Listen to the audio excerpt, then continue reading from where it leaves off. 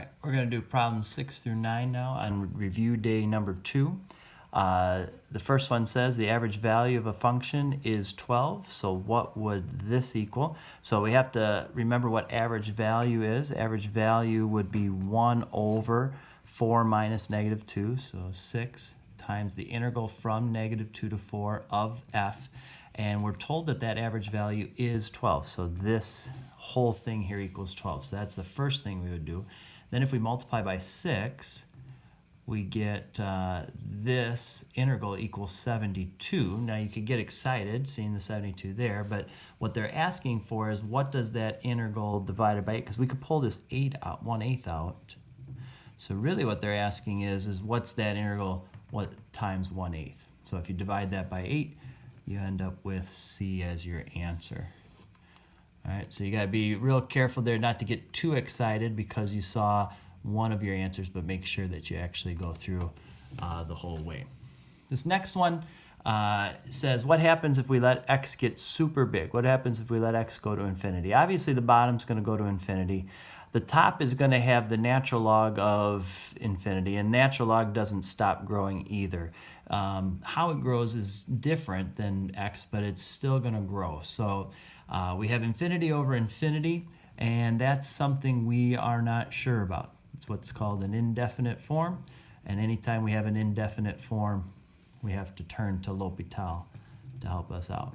So we go to L'Hopital's rule, and he says take the derivative of the top, derivative of the bottom. Now the bottom will just be 1, so really it's just going to be the derivative of the top that kind of dictates what happens here. So derivative of natural log is 1 over what was inside of it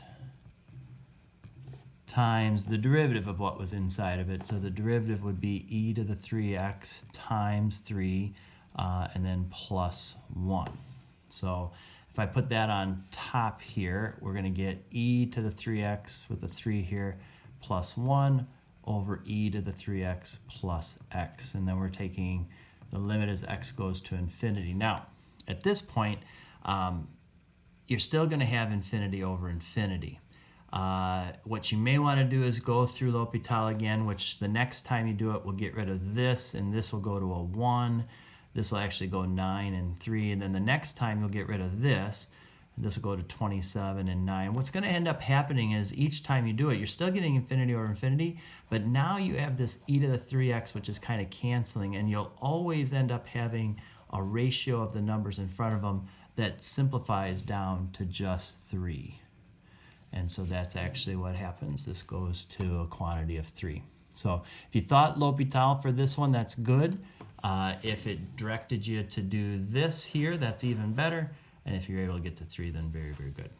Okay. Our next one here says we have an isosceles triangle, and we're told something about the length. The area is equal to 1/2 s squared. And then we're given square root of 32, an odd measure for the length there. And then the area of the triangle is this.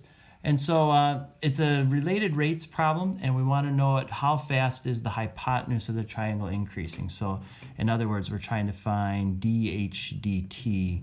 That's our goal. All right, so sometimes it just helps me to draw a picture here. S right now is the side length there. Here's our hypotenuse. All right, and we're told that when s equals square root of 32, we're told that it's the area of the triangle is increasing at a rate of 12. So dA dt is 12 centimeters squared per second. All right, well, at some point in time, after we've kind of thought about it a little bit, we need to come to this equation. We got to take the derivative. So the derivative of the area with respect to time is, we're going to bring this 2 down, that cancels the 1/2. It's going to be s times ds dt, ds dt being the rate of change in that. All right, so now we go ahead and plug these values in. So if I put 12 in here and put square root of 32 in, ds dt, I end up with 12 over square root of 32 equal to ds dt. So that's how fast the side length is changing, okay? I want to know how fast the hypotenuse is changing in that moment. So there's a couple ways you can do it. If you remember your ratios of this 45, 45, 90, remember the hypotenuse is always the square root of 2 times that, and that would carry over into this. So you could multiply by square root of 2, which would make this square root of 16, which is 4, and 12 divided by 4 would give us 3. That would be one way to do it. Probably the more likely way would be we would just go to Pythagorean theorem, and then we would make this 2s squared, hopefully, and then we'd have 4s times ds dt equals 2h times dh dt.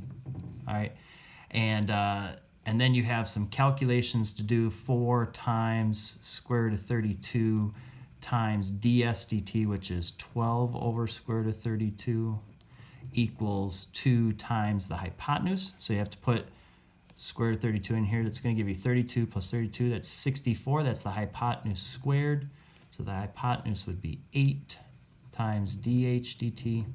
So here's these canceling out. We get 48 divided by 16, and there's our 3 that way too.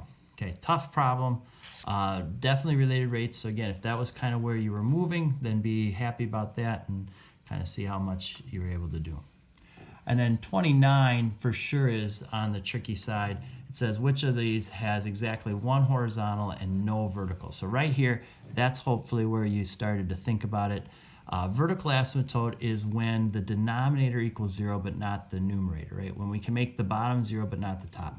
So x squared plus 1 will never equal 0. That's going to have no vertical asymptotes.